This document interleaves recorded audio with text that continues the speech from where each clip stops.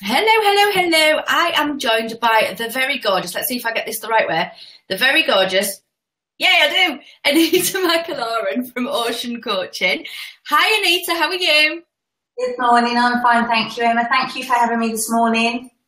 Absolute pleasure, absolute pleasure. Would you like to tell us a little bit about you and your business? Oh, okay. So I am Anita. I'm the founder of Ocean Coaching for your wave of inspiration. I love that little tagline. I love that. And yeah, waves. And I've been in business for 20 years in my family business, which is a vehicle security company. And after a lot of soul searching and a lot of helping other business owners in business, but not charging for it, just doing it because that's the sort of nice person that I am, I decided to do a performance coaching diploma and graduated 4 years ago, and NLP as well. I'm an NLP practitioner, which really, really helps when you're communicating with business owners and people in general. And I set up Ocean Coaching. It's evolved over the last 4 years. I started off doing a little bit of life coaching because that's what I can do, working with stressed out business owners and dealing with their stress and their management of their stress. But now I absolutely love doing what I'm doing now, and that's helping people that are either stuck in business, people that have been in business for donkey's years and they're stuck and they don't really see a way out. But also my biggest find, I think, in the last 6 months has been helping people that are making the leap from the corporate world and employment into turning their passion into their own business. And that's something that I'm really passionate about helping, and I'm going to continue to do that. So I kind of like to think that I inspire, support and motivate business owners, but small business owners. And you also take a lot of kind of the, I suppose we all call it retro now, don't we? The retro values of business. Yes. And use them within your work. I do. It's very, very back to basics, back to old-fashioned values of, you know, yes, using online marketing, but also using offline marketing. Yes, using things like, you know, using email and technology to keep in touch with your clients and your customers, but also the old-fashioned picking up the phone and asking them if they're happy with the service or if they're okay. You know, the old-fashioned, actually going out of your way to speak to people without being too salesy, or, you know, talking to local business owners and giving them some tips and some help and advice, but without it being really salesy, that I'm just doing it because I want them to work with me, you know. So it's very, very, very nurturing. I'm very nurturing, very supportive, a bit like a big mama of coaching. Yeah, it's a fusion of the I suppose the really up to date and up to speed strategies with those values coming through them and being able to help and support people. You're also a mama. I am. Not just to loads and loads of business owners. No, that's it, exactly. So I've got Sean, who's 23. He's my special inherited son. I inherited him when he was 3, when his mum passed away, who is also my husband's mum. So it's kind of a little bit wooey, but technically he's my brother-in-law, but I've brought him up as my son since he was 3, 20 years now. And I've also got Eleanor, who's 18. She's my own, I gave birth to her child. And little Gracie Poos, who's 11, and also equally I gave birth to her too. So how, you know, we're talking predominantly about stuff that goes on in business that kind of knocks you off your perch, and, you know, both enforced times of not being able to crack on and just do what you want to do that kind of come left field for whatever reason, and also like school holidays and things like that. So yeah. What are your tips for those times that you see coming, like school holidays and things that are happening that you've got prior warning of? What are your tips for that? Definitely. Something that I've learned over the years, of the 20 years that I've been a mum, I've also been self-employed. So, you know, if I don't work, I don't get paid. If we don't work as a family, we don't get paid. So kind of what I do is I make sure that I have strategies in place, such as an emergency stash of money, always hidden away, socks and pants drawer, you know, just in case. Because you know it's happening, you know it's coming, you know that your working hours are going to be limited. What I kind of try and do as well is I start planning about now my diary for the 6 weeks holidays, because I know that the girls are going to be off, and I know we're going to be probably going away, and there's going to be days when I can work because they're older now, so, you know, I can work, and there's going to be days when I can't because I'm taking them out or doing stuff. So I tend to now, it's in my plans to do over the next couple of weeks, is plan out all of my social media, schedule all of my posts right up until the beginning of September. So to do that, what I do is I will pick a couple of key topics, and those key topics I'll break down into a newsletter, into a blog, into my social media posts, and then they're covered. MailChimp's fantastic for scheduling newsletters. I did this at Christmas because I knew I was going to be away. So I scheduled my newsletters that I knew that they were still going out. I can do the same on my website because it's WordPress, so I can schedule my blogs to go on there and just appear as if by magic. That's it.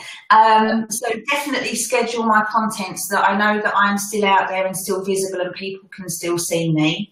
I do have a little away thing on my Facebook business page Messenger, so it kind of says to people, if I don't answer straight away, you know, it's because I'm busy, but I will come back to you. Things like being honest with my clients. So my clients that I have at the moment, they know that I'm a working mum, and they know that the summer holidays are coming up. So when I've got two of them, I actually meet in the real world, you know, face to face. So I will be seeing them before the summer holidays start. And I've also diaried to meet with them in the middle of the summer holidays when I'm around.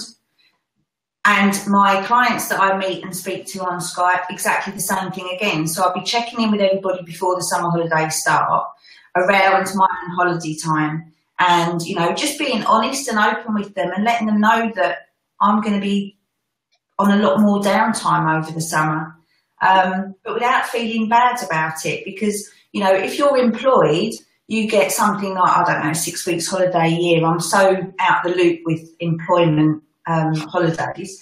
And, you know, you can just take off, but equally when you're employed, if you're in a key role, you would be thinking, right, I'm going to be away for 2 weeks, so I need to delegate this work to X, Y, and Z.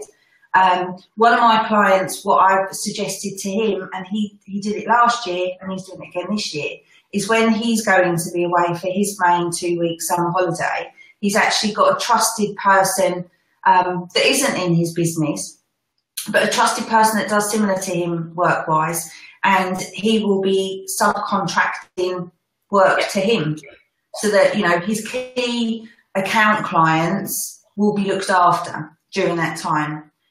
So yeah, it's about having those boundaries and allowing yourself the fact that you can actually have that planned time off. But also, I've been known, as you have as well, Emma, to be sat in a park, you know, having a picnic with the kids, but still answering emails and still working, you know. And I've got it here.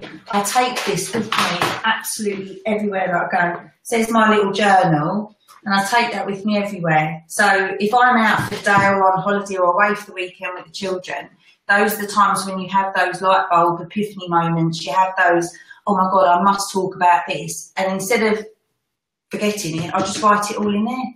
So it's just about being a little bit organised. Your pictures of you and your little notebook. Yeah, so it is just about being organised, but being honest with your clients, letting them know that you're having some downtime. You're not disappearing off the face of the earth. You know, you're not going to be there for them, and you know, you will check in on them over the course of the time, over the course of the summer. So it's scheduling, it's getting organised, it's managing expectations, and it's having an element of boundaries. Definitely, yeah, definitely. Cool. I know that you've also had a left field time off recently, and you've had to,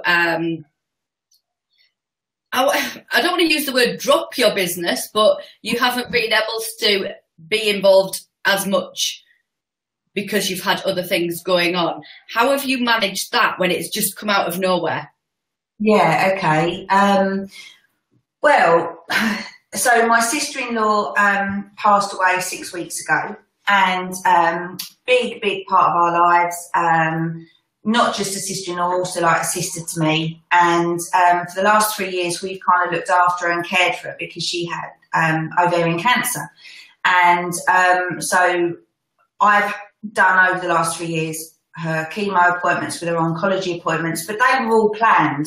So that was fine, so I could plan my work around them. But back in the back end of April, she became extremely poorly. And on the Sunday, I had a call from her to rush her into hospital. That was on the 23rd of April. She died just under 3 weeks after that. So during that period of time, from when she was admitted on this occasion up until when she died, she was in hospital, extremely poorly, clearly dying, and we needed to all muddle together. So at that point, my business had to be put on hold, definitely, because I was having to visit her. Myself and my husband were taking it in turns, really tag teaming it to visit her in hospital. Now she was in hospital over an hour's drive away from where we live. So, you know, it was like a 2-hour round trip, 100 miles each time. During that time, how I kind of managed things was, because it was such a long journey down to the hospital, on the way there, even though I knew that, you know, she was really poorly and it wasn't going to be a very nice visit or a very nice few hours with her, on the way there, I used to do any phone calls that needed to be done. And I even had client calls in the car from clients that needed to speak to me urgently. So I kind of just thought, well, I'm in the car, I'm on hands-free, you know, I'm legal, I'll talk to them when I'm in the car. Again, my notebook was absolutely invaluable at that point. We kind of managed, I think, because we've always had an emergency stash put away. So worst case scenario, my husband wasn't working as fully in his business. We're both self-employed. So we were kind of, you know, we had our emergency stash. I would say to anyone that's self-employed, try and have at least 1 month's worth of emergency money in the socks and pants drawer, hidden away, that you're never ever going to touch, just in case, because these things, these curveballs happen. People, you know, loved ones end up in hospital for all manner of reasons, and always have enough to cover your living expenses and your bills and your, you know, your priority bills. That kind of where the guilt, doesn't it, and the panic. Yeah. That yes. You can then focus on the person who needs you and that you want to be with, because you want to be there for them. So you don't that kind of, but I'm not, our bills are going to start to bounce, we're not going to be able to get, and, you know, I think that takes a lot of, a lot of higher pressure situation, and there's, you know, it's a really stressful situation, but it takes that element of pressure away. It definitely did. It definitely did. Also, I had, again, the honesty and the transparency with my clients, because during that couple of weeks I did have coaching calls and I did have clients booked in, but immediately I got in touch with them. I actually picked up the phone and got in touch with them, told them exactly what was happening. I didn't lie and say, I'm not feeling well, or, you know, I've got a bad cold. I actually told them what was happening. I said that, you know, my sister-in-law is dying and right now she needs me as much as my children need me and my husband. And they were fantastic because I was honest and authentic and open and told them exactly what was going on, rather than lying to them or pretending that everything was great and I was just having a sabbatical for a few weeks. Yeah. I remember sitting in hospital on many, many occasions, and Amanda would be asleep, especially towards the end. She was sleeping a lot.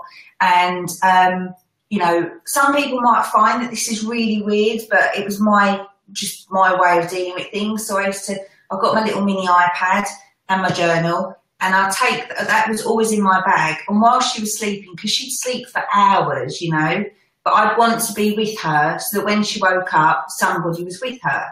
And I'd sit there scheduling my social media posts or answering emails, you know, at her bedside while she was asleep. She wouldn't have minded, to be fair, because, you know, she was very much life goes on. And she was really proud of us having our own businesses. So she would have wanted us to have carried on. But yeah, it might sound really weird, but, you know, for anyone that spent hours and hours and days and weeks in a hospital with someone that they love, you know, it's extremely tiring and exhausting. But at the same time, what you're meant to do, you're meant to just sit there looking at that person, you know, that's asleep. You've got to do stuff, got to do something. I also use the time as well for a little bit of me time, if that makes sense. So I had a couple of books that I was reading at the time, and just to give me a bit of normality. Lived on coffee and sandwiches, which isn't great, but, you know, hey ho. But from a business perspective, I felt being able to sit there and just do those few bits for my business kind of kept me in control of something that, when you've got someone that's really poorly and they're dying, you've got no control over that situation. And one of the biggest things being in business is we're in control of our businesses, our families, our lifestyles, our time management, productivity. When you're throwing a curveball like that, you still need that element of normality. And it kind of meant that when the time come that, she was gone, and then all the other stuff sort of falls in, you know, organising funerals and legalities and stuff. Again, I prioritised and I used my planner, because I knew that there was only certain amounts of the day over the last couple of weeks that I've been able to work. So I've actually had to, and it sounds mad, but I had to block out in my diary an hour in the morning to sort funeral stuff, an hour in the day to sort the legal stuff, and support the family, my nieces and my nephew.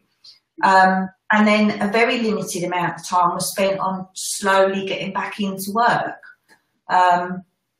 So, you know, the funeral was last week, so I had Thursday and Friday off and the weekend off. Again, clients knew that they weren't going to be able to get hold of me. I literally shut off from the world for those couple of days.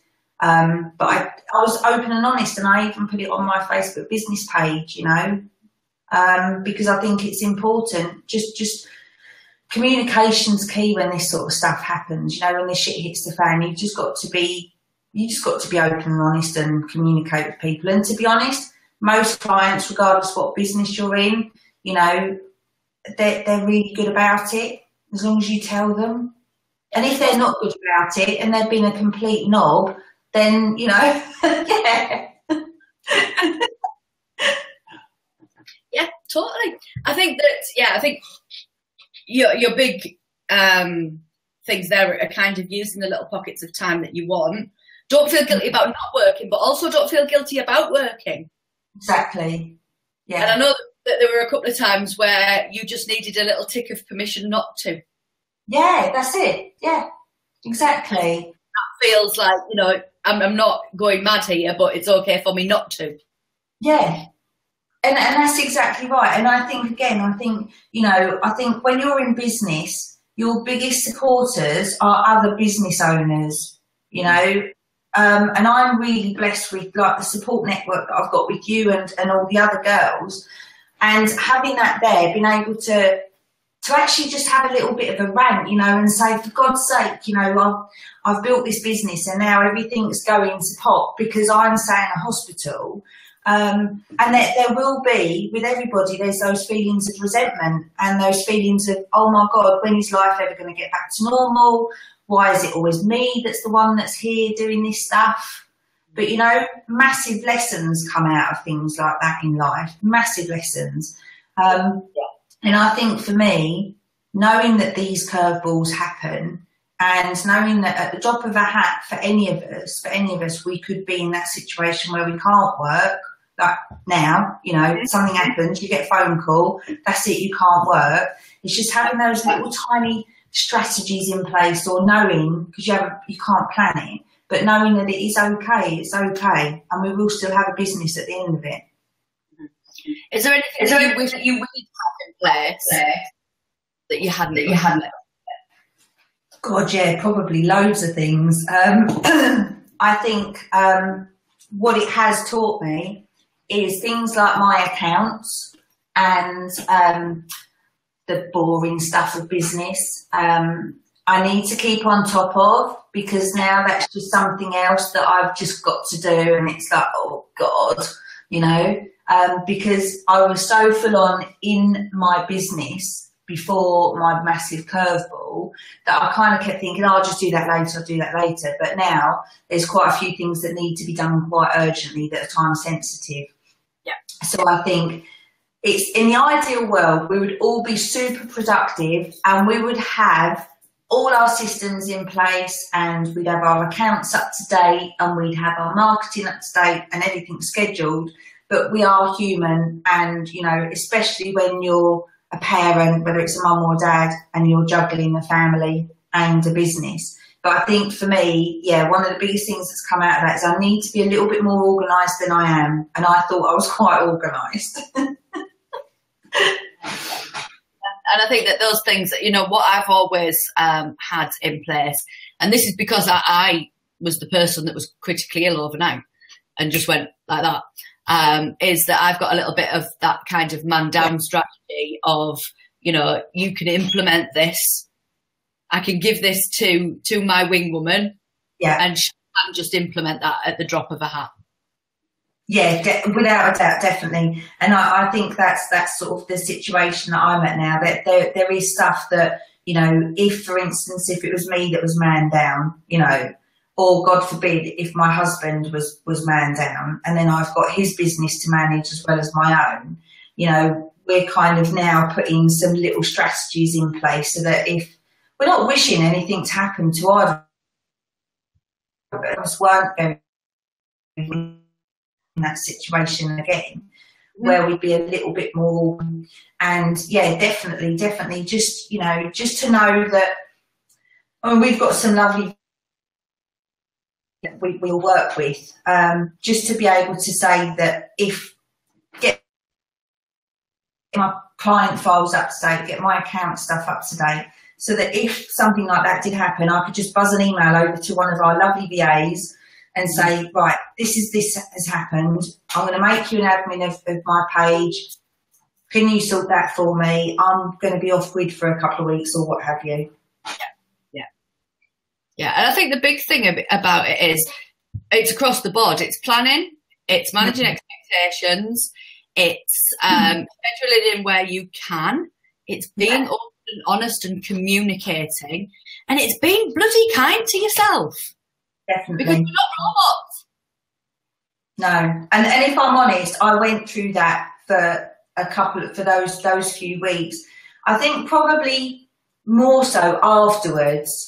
I went into this whole practical mode where, you know, I've got to do this, I've got to do that, I've got to sort this out, and I am quite controlling when it comes to getting stuff done, because I know it'll get done if it's me that's doing it.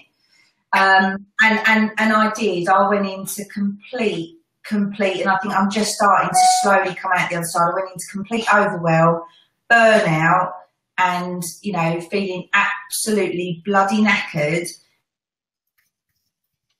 Drained, and just, it was just horrible. It really was, you know.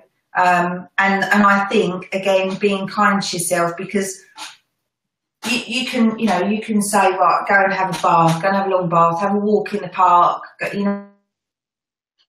When you're feeling like that, all you want to do, and I remember saying it to you, there were so many times when I wanted to just go and crawl under a stone or go and rock in the corner until it all went away, but you know, it wasn't going to go anywhere. It was still going to be there when I come out of my corner. And, you know, I think it's fine to feel that way, and it's fine to, you know, have a little bit of a pity party, if you like. You know, it's okay, as long as you don't get stuck there, because then you're not helpful to you. You're not helpful to the family who need you at that point in time. And you need that equally. You know, it's not just draining your weights. you know, everybody needs everyone else. But yeah, you know, feel the feeling, have the pity party if you want to, scream, shout, you know, bang your fists off the desk, have a little temper tantrum. Yeah. Just don't stay there. Exactly. And, you know, and I think, again, being kind to yourself and knowing, if I could give any advice to anyone right now, when these curveballs happen out of the blue that you can't, you're going to feel like crap, you're going to be overwhelmed, you're going to be knackered, you're going to be tired, you've got all these people around you to do the right thing and almost step up. But what you've kind of got to do is acknowledge that that's happening at that time, and there's not an awful lot, especially when you've got, you know, someone extremely poorly or dying, not a lot you can do about it. Just work with what's there, take a massive step back, and know that if you can alleviate the pressure of having your own business just for that, really does help, because I just had to make the decision, right, I've got to take a couple of weeks out, you know, and I am going to my networking group for a couple of weeks because it was just for me, more for me, and all the things that weren't serving me, I just had to let them go, you know, and just think, do you know what, I've thinking about me and my family. The last week or so has been a lot better. Mm-hmm. I have been a lot kinder to myself, and I'm so okay. I work when, you know, when I feel okay, and if that means that I'm feeling okay to be working in my business just up until lunchtime, then that's what I'm doing. You know, my business, the reason we've got our own business is so we can have that freedom and flexibility. And if it teaches you nothing else, it teaches you that life's short. Exactly that. Yeah, exactly that. So, yeah. So I'm coming out the other side slowly. Fantastic. You are an amazing lady. And I know that you're just dealing with what you've been dealt, and you're just doing what you've, you know, got to do. But, you know, you are very inspirational, and people, you know, do see your strength. And, you know, I think that you should give yourself a bit of a pat on the back, because I know that you don't very often. No, I don't. I'm just doing the best that I can, like the rest of us. Yeah, and we can all only deal with what we're dealt, and, you know, it's that whole life situation. You don't know how strong you are until you need to be strong. You don't know how brave you are until you need to be brave, but you'll never ever label yourself as brave because you're only dealing with what you've been dealt. See that, right? Yeah, exactly. Well, thank you so much for your time today, Anita. It's been an absolute pleasure, and I'll pop some links in to find out a little bit more about Anita and to get involved, and that would be absolutely amazing. If you want to go and follow her, that would be fantastic. So thank you for your time, my darling, and I'll speak to you. Bye. Bye.